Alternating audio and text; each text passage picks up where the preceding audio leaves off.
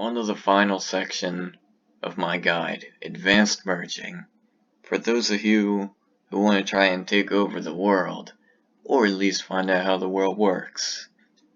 So we'll be going over gold supply and gold flow, inflation and its effects, controlling the economy, hoarding and monopolies, and the item versus gold debate.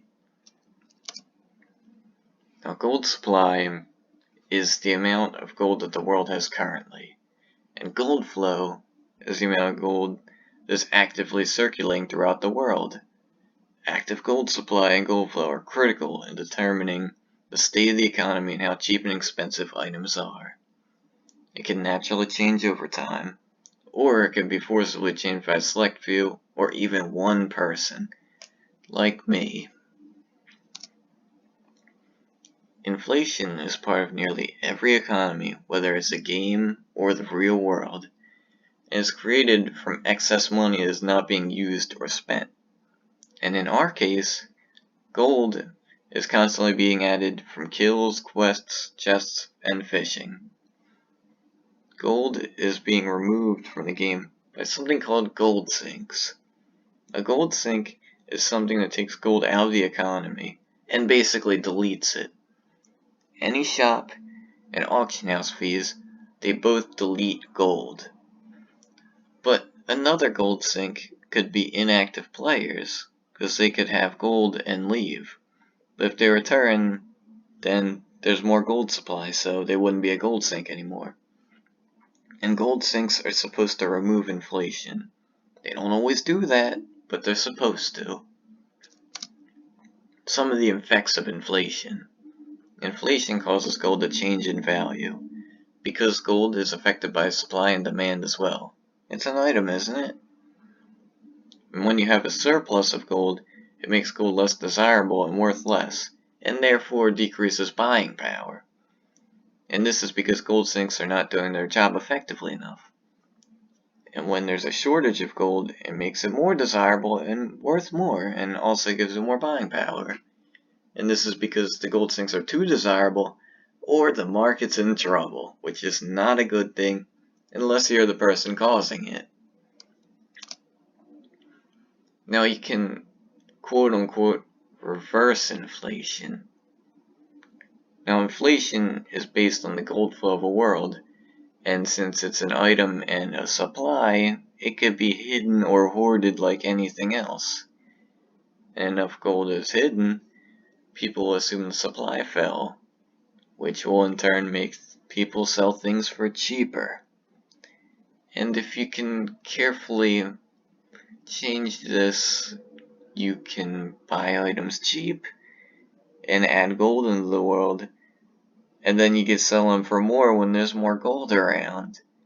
And you can rinse and repeat and make money on money, which is basically what I did for 5 years. It's very effective. Now, you can actually control the economy if you grow strong enough. The economy slowly changes over time from the actions of players, but what if one group or even one player has most of the gold? Well, in that case, changes can be controlled and even instantly made. And most people respect the opinion of high-end merchants, and therefore ask them prices, or ask the prices on items that you own. But prices can even be altered on things that they don't own, because their opinion is so high. And you can build up friends and contacts, and that will allow you to have even more control, because you can know what items are where, when, why, and everything about that. Control basically everything if you grow big enough. So on to hoarding. Hoarding is when you hold a large amount of one item, usually on purpose. And for the public's concerned, they're hidden. They don't know they exist. And is most effective with rare items because they have a smaller supply and usually be cheaper to hoard them. But it can be done with large amounts of cheap items, like hoarding XPs or hastes, or chest hoarding, which I did. I bought 4,000 chests one time, and I slowly sold them off for 45 to 50 grand each, and it worked like a charm. Now, it's not just limited to those. Hoarding can be used to drive up the price on any item, as long as there's a decent demand, but it helps if you make the item look good to increase the effect of this. Now, a monopoly is when one person owns all of an item, and that lets them set their own price as long as somebody is willing to pay it. It's best used on items that you can't get anymore, like my Teal Effect Feywind set, or stuff that's very rare, like 100% unicorns or something. And if more of an item can't exist, the price can only go up in theory. Now, it can be used with common items, but it's much harder. Like buying out all of the elixirs or all the chests and flipping them for massive profit. You would need a lot of money, but it's definitely possible if you could pull it off. And generally, you should let people know that you're the only supplier of the item, so then they'll always come to you. For the item versus gold debate, this is a problem that I've been thinking about for years, and I finally figured it out. So let's go over the basics here. Gold is the most valuable asset in the whole entire game because it can trade for almost anything, and there's no risk, but it falls in value over time due to inflation.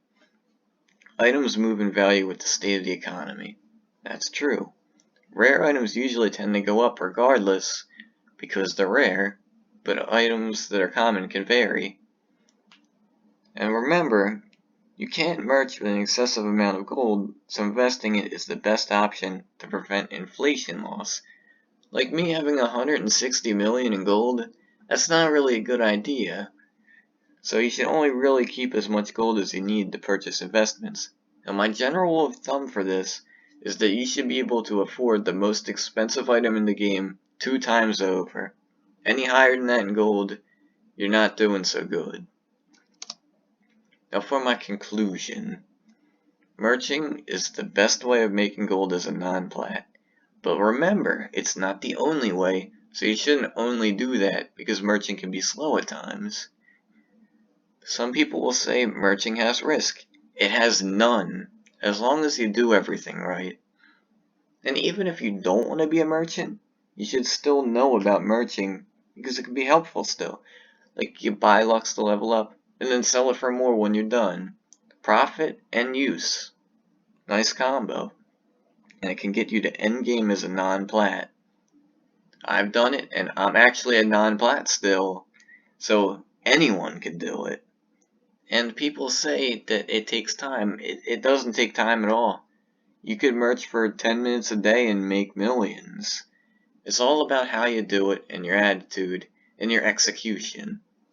Well, that concludes the guide.